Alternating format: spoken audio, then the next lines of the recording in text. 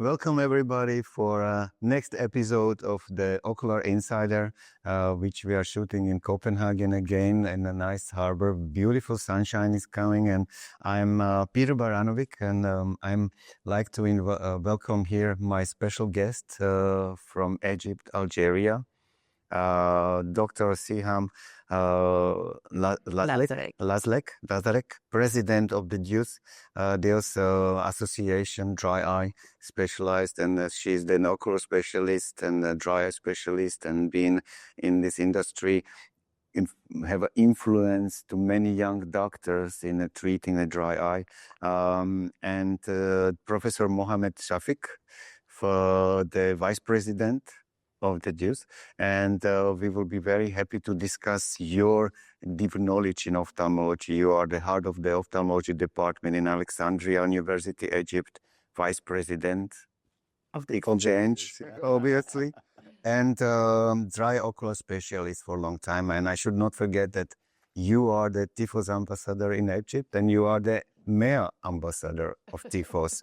So, which is definitely a great combination to have two right people in the right place, because this is a podcast about the dry eye. And I'm very happy that you would be sharing your knowledge with us. Thank you for the invitation. Happy to share the small knowledge with us, with all of you. Yeah, so Deus, how can you?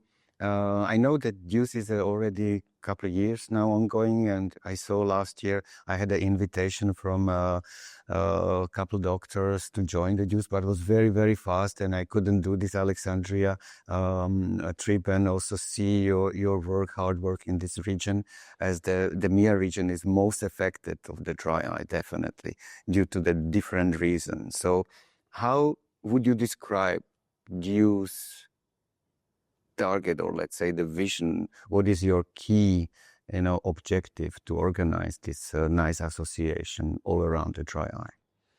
Dr. Siham. Okay, Deus is the Dry Eye and the Ocular Surface Society. We were the founders of this society 2 years ago, and it was to spread this knowledge of ocular surface in general and dry eye in particular in this region.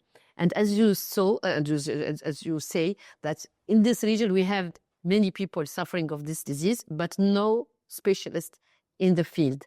Then our target is to teach this field, and to have many ocular surface specialists, many ocular surface clinics. And for me, the most important thing is to have epidemiology, because we don't have any epidemiology for the region, and to have our own guidelines according to the climate, to the genetics, to the behavior, for everything. Then we need our proper guidelines for the treatment and the management of dry eye disease. I know that you are very closely cooperating with TFOS, and you've been behind couple of guidelines that TFOS Deus produced. What do you think is the key factors for you on these guidelines? And it's not only because of what the doctor needs to do and which factors they need to follow. How would you describe, on your side? And I do not forget that here still there is a question for you, Professor Safik. So how would you describe the conditions that in your region are most visible, the symptoms that patients have? The symptoms are not the symptoms, even the disease is different, because we don't have the same weather, okay, the same habits, the same food, even the same cosmetics, the same everything is different. Then the TFOS, of course, is the mother society, and I'm part of the TFOS since maybe 25 years. Okay. Since the beginning. And this is the mother society. And now we have also the Dry Eye and Ocular Surface and the Dry Eye Society, the European one, which is also part of the group. And we are all working together to spread this knowledge and to help doctors to have proper guidelines, because everybody is doing according to his habits. But this is really very important to have, such a guidelines, even not only for the treatment, for the diagnosis as well. And in the region of Africa and Middle East is completely different. Then we cannot, apply the guidelines for people, for example, from North Europe, are not the same as people in Africa or in the Middle East. You have the weather is very hot. You have the sand. You have many things that we need to have our really own more dedicated. Yes. Do you agree with Dr. Shafiq approach? Yes. Otherwise, it would not be a partner. No. But let me take you to another area of the both patient education and doctor education. I mean, let me start with the doctor education because this kind of subspecialty, which is a dry eye and ocular surface, was not on the map of the ophthalmology subspecialty 10 years ago. And 10 years ago, there was no teaching whatsoever under the name of ocular surface of the dry eye disease. We are, as a senior specialist and also university professors, have the mission to introduce this to both the young doctors and the old generation, especially if it is the common denominator of all the problems that we have as surgeons or clinicians regarding the anterior segment especially. I mean, it intervenes with everything, with glaucoma, with oculoplastic surgery, with refractive surgery, of course, and cataract surgery. So this was the mission of Dr. Siham and myself. She was the one who introduced the subspecialty to the area, not only to the north of Africa, but all Africa and Middle East. And through this knowledge, we started to have the idea of constructing this, society, because every subspecialty, new subspecialty, needs a platform to introduce to the knowledge, not only to the doctors, but also to the patients. So nowadays, after 5 or 6 years of hard work from her side and from my side as a collaborator, we've constructed the society. We have a strong board and a strong ambassadors all over the area. They have the mission to transmit and diffuse this knowledge. We've already elaborated 3 congress. The third one is to be in the January 26. The first one was last year in Cairo, and the second this year in Luxor, Egypt, and the third will be in Bangalore, Egypt, in collaboration with Professor in India, Bangalore, India, in collaboration with Professor Roy Chitty and Dr. Bujakhmar. So this is in brief what is our mission for such new emerging new in between practice, because this is the youngest of all subspecialties in ophthalmology. I think it's great. I think that education is the key. Awareness to know what to do, not to be scary. Basically, also not to overlook those problems that have the impact. You as both of you as a refractive and cataract surgeons probably, and also anterior specialist, you see the impact for the outcome from the surgeries. How it is in your eye center, as I know that you are founder your both cooperating eye center, how it is in your center, how you implement those things in the daily practice, for example. I can tell you that it's different because I'm working in Algeria, my main center. I have the first ocular surface center and dry eye center, maybe the first one in all Africa since 2008. And for my center, it's totally dedicated to ocular surface in general and dry eye in particular. And I'm working also since 2019 with Professor Safik in Alexandria, and we created the first ocular surface center in Egypt in that year. And the approach, it's totally different. Really? Yes. Even we are North Africa, they are Africa, we are Africa, and we are in the North Africa, but the approach is completely different. When I'm in Algeria, I'm seeing patients, Sjogren patients, GVHD patients, the hard dry eye with inflammation, and I'm seeing also people undergoing after surgery, cataract, anterior segment, glaucoma. I'm seeing a lot of glaucoma patients. And by the way, I'm in the Algerian Glaucoma Society, and we are working with glaucoma doctors very closely because these two diseases are very close. When you go to Egypt, the point of view is completely different because they are looking to dry eye as a surgeon. Because I don't know if in Egypt, the refractive surgery is very, very well developed. Really, they are very, very well developed, and everybody is doing refractive surgery and very, very good refractive. Then all of them are seeing dry eye as a surgeon. And maybe Dr. Safik will explain to you the point of view in the other part of now I see the passion you carry on, and that's so awesome, and I really love it. It's always great when you meet someone who really fire for this part of his job, and this is something that you love by heart. You can imagine. Yeah, right. So Professor Safik, so how is the men's approach? Oh yeah. And the Egyptian men's and Egyptian. This is really, yes, this is the approach of, an ophthalmologist who didn't know that this kind of subspecialty exists.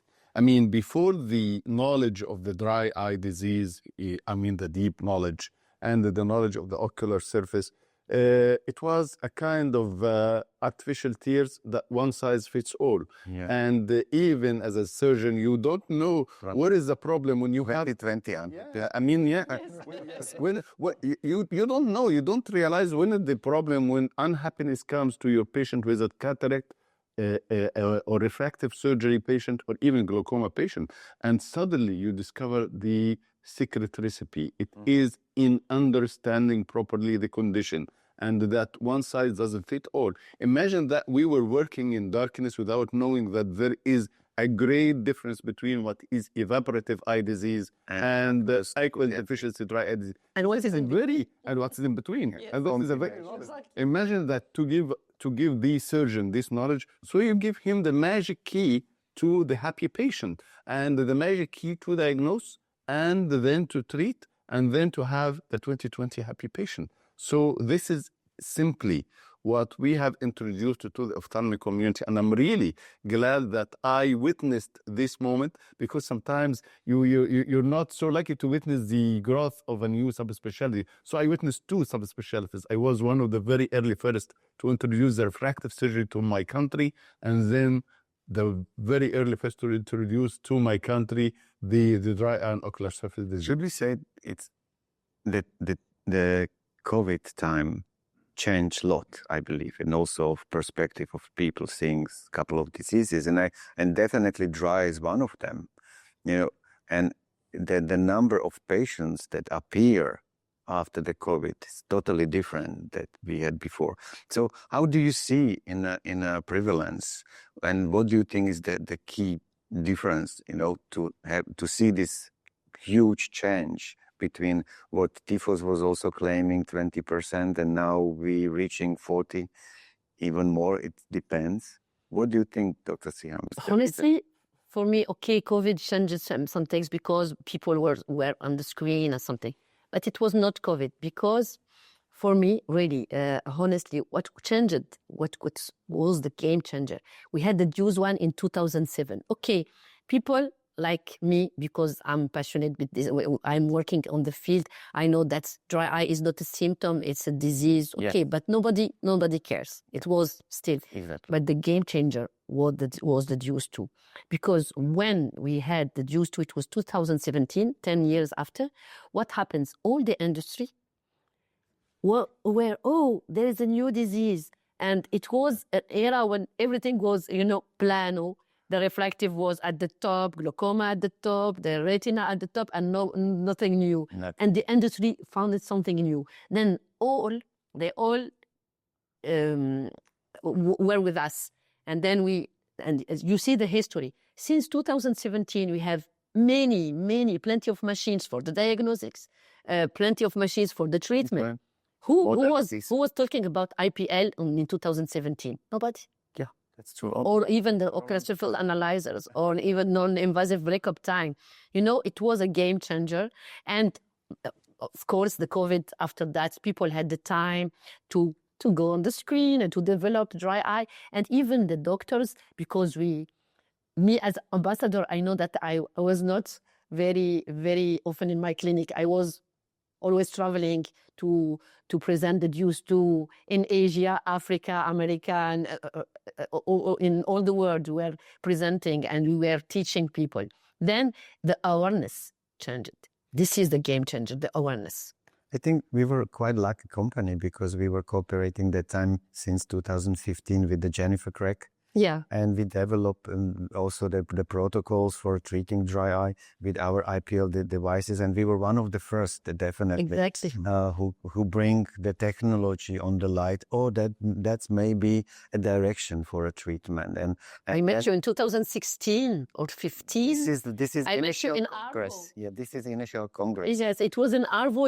You were presenting the prototype of the machine as Arvo. It was 2015. Our founder, Mr. Potier, he was Yves Potier. He was there definitely, and he was introducing that.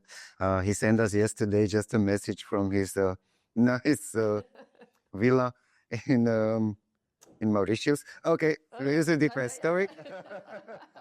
But no, some people deserve that. So definitely. This journey that we make and show us a lot of different variety modalities, and I like you said, there are new things how to treat dry eye. But I still, as a multifactorial disease, what do you think is the one of the factor that resonate these years as the key game changer for our patients? What? Well, there are a lot of influence. Oh yes.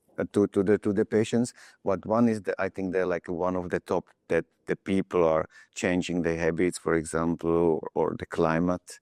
I think the climate doesn't change much in the last 5 years in Middle East, but I like you said, it's definitely some of the habits. How do you see those things in your patients, specifically in Algeria? In Algeria, what I see that even the doctors that are not ophthalmologists, they have more awareness. For example, people are sending us the internal medicine, the pediatrics. We have a lot of dry eye in children now. A lot of, because people, doctors are now aware of that there is a disease, a dry eye disease, and they are seeing and they are looking for. Then we have something like people knows the disease. Before that, it exists. Dry eye is not a new disease. It exists since the beginning, but nobody knows. And the eye doesn't recognize what the brain don't know. And when you know something, you can recognize it. Now people, and especially doctors, and even people, because everything, if you open any magazine, they are talking about dry eye. This is trendy. Everybody knows, and everybody is going to the doctor. Now we have patients coming, I have dry eye. They are complaining of dry eye. I never had that 10 years ago. That's great that awareness is increasing. Do you see these changes also in Egypt? Yeah, exactly. I mean, I agree totally with her. I mean, this reminds me again at the beginning of the LASIK era, for example. It took me like from 30 minutes to 1 hour to convince patient or to explain to him how we can correct his eye during LASIK. And nowadays, the patient comes to your clinic asking, doctor, I want to have a LASIK. So it cuts the story short. Nowadays, we have different changes, not only in our lifestyle, but again, the lifestyle affects a lot. And maybe again, during the COVID time, we sat in our houses looking to our health. I mean, COVID had this impact on our brains that the health matter. So we became very aware of every single aspect of our health in general, because they appreciate now more the doctors, the doctor visits, and the health.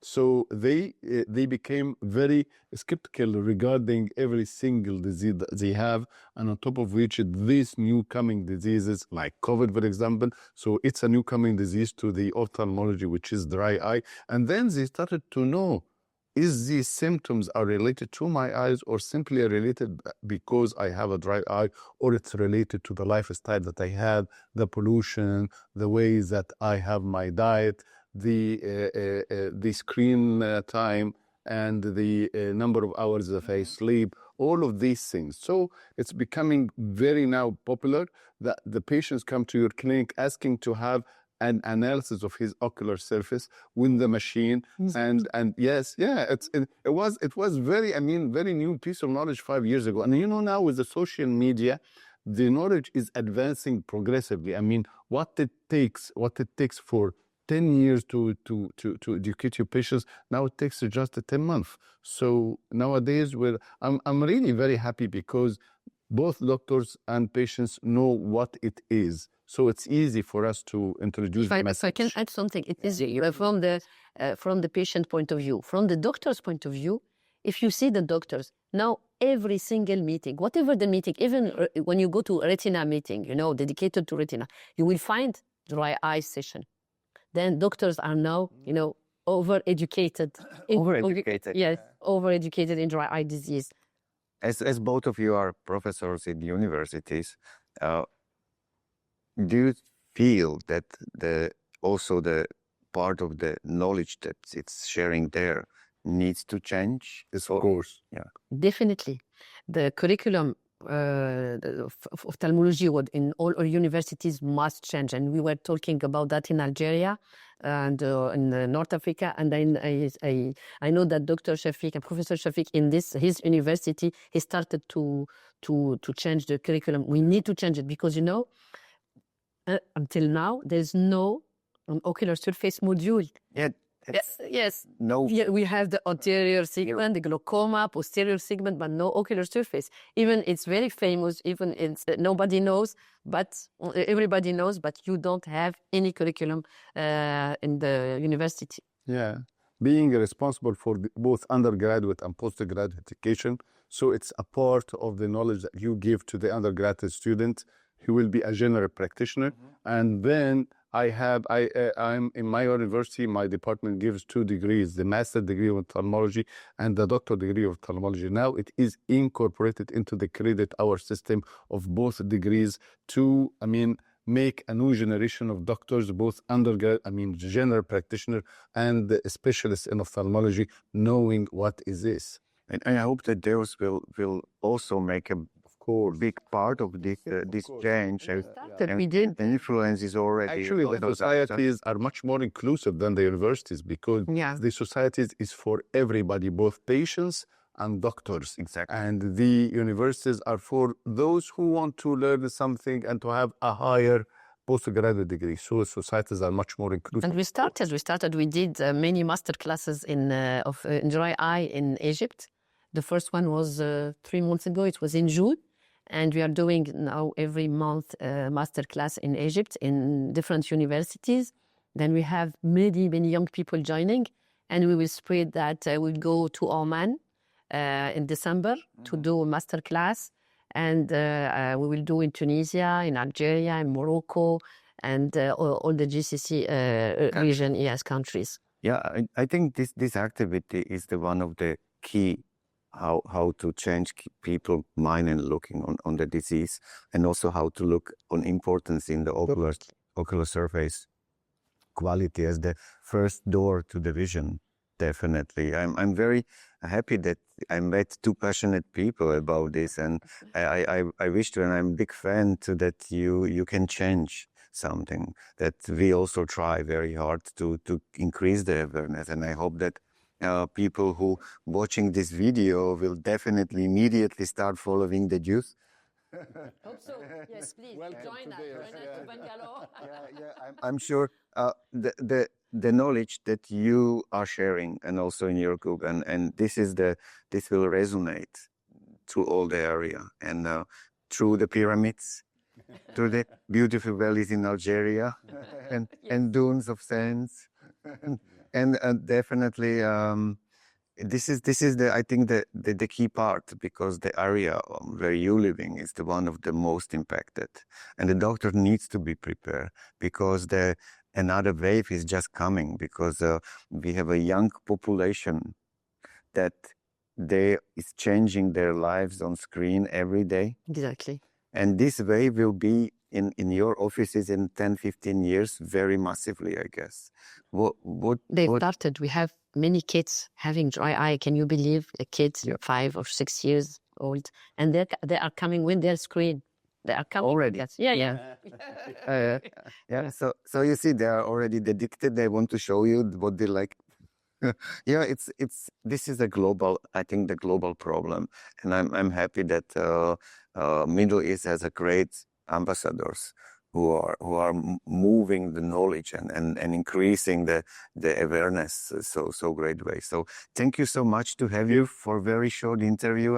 I would like to maybe plan the next one with some more interesting insights. Definitely, I think there is a huge area where we could talk, but I like to today introduce our audience the great work that this association is doing and invite them to join your great congresses and great meetings to learn something. Also, if they're sharing something, definitely that you can share with us, with the doctors, with physicians, and also helping the patients to live a better and healthy life.